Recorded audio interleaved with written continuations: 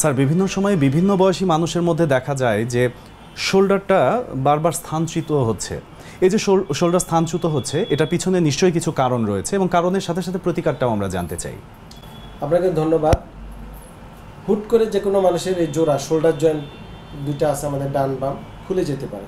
বেশিরভাগ ক্ষেত্রে হচ্ছে মেল অবস্থার কারণে, যেমন কেউ হয়তো একটা থ্রো করতে গেলে ওভার থ্রো ভুলভাবে করলো তখন এটা খুলে যায় কমনলি, বা কাজ করতে গিয়ে বা ভুলভাবে ওভারহেড অ্যাবডাকশন বলি আমরা, মানে মাথার উপরে হাত উঠিয়ে দেন কোনো কারণে যদি হয়, বা দুইজন বন্ধু দুষ্টামি করতেছে একজন একজনের হাত ধরলো তখন শোল্ডারটা খুলে যায়। এগুলো হচ্ছে কমন ডিউ টু কাজকর্ম, খেলাধুলা বা ভুল টেকনিকের কারণে। বাট এনাদার কারণেও কিন্তু শোল্ডার খুলে যেতে পারে বিভিন্ন রোগে, যেমন বিভিন্ন আর্থ্রাইটিস, বিভিন্ন মাংসপেশির রোগ, যেমন স্ট্রোক করলে কিন্তু সাবলাক্সড হয়ে যায়, খুলে যায়, নিচে নেমে যায়। এই খোলাটা বিভিন্ন রকম হতে পারে, অ্যান্টেরো ইনফেরিয়রলি মানে খুলে, মানে জোড়াটা নিচে নেমে যায়, সামনে নিয়ে চলে যেতে পারে বা নিচে নেমে যেতে পারে। কয়েক টাইপের ডিসলোকেশন বলি আমরা, শোল্ডার ডিসলোকেশন।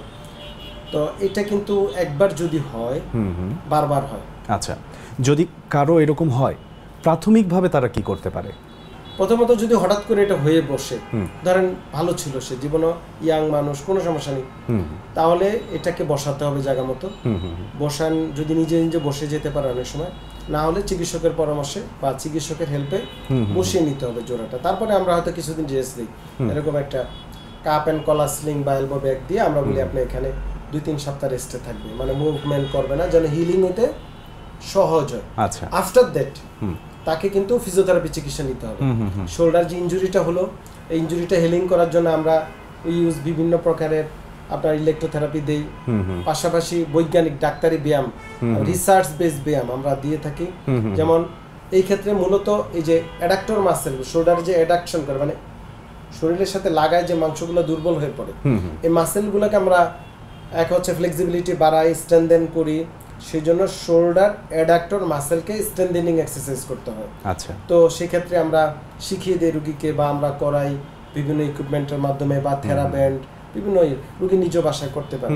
তো আপনার এক্সারসাইজ এবং ফিজিওথেরাপি দিলে কিন্তু এটা আপনার পুরোপুরি ভালো হয়ে যায়, ধরেন 1-2 মাসের মধ্যেই মোটামুটি রুগী ইমপ্রুভ হয়ে যায়। But in the mean time যেই কারণে এটা হলো, যে এই কজের যেন আর উপস্থিতি না হয়, মানে ওই কাজটা যেন সে বারবার না করে, তাহলে মোটামুটি ভালো হয়ে যায়। আচ্ছা, আর যদি ডিজিজ কন্ডিশনের কারণে হয়, যে বলছিলাম যেমন আর্থ্রাইটিস বা ওই যে স্ট্রোক, অ্যানাদার মাংসপেশির রোগ, তাহলে ওই রোগের চিকিৎসা পাশাপাশি আপনাকে করতে হবে। শুধু ডিসলোকেশনের চিকিৎসা করে কোনো রেজাল্ট আসবে না। যেন ওই রোগটা আর্থ্রাইটিসের ট্রিটমেন্ট করতে হবে, স্ট্রোক এর প্যারালাইসিসের যে ওভারঅল ট্রিটমেন্ট আপনাকে করতে হবে, এবং পাশাপাশি আমরা এই ক্ষেত্রে ট্রিটমেন্টের জন্য আমরা বিভিন্ন সাপ্লিমেন্ট এবং বিভিন্ন অর্থোসেস ইউজ করি। ধরেন ব্লাইন্ডার যে আমরা ফিজিওথেরাপি দিয়ে ব্লাইন্ডার দিয়ে রাখা, বাসায় ব্যায়াম করা, আরও কিছু ইকুইপমেন্ট আছে, বিভিন্ন সাপ্লিমেন্ট প্রয়োজন হতে পারে, স্ট্রোক যেন বারবার না করে সেই দিকেও আমাদের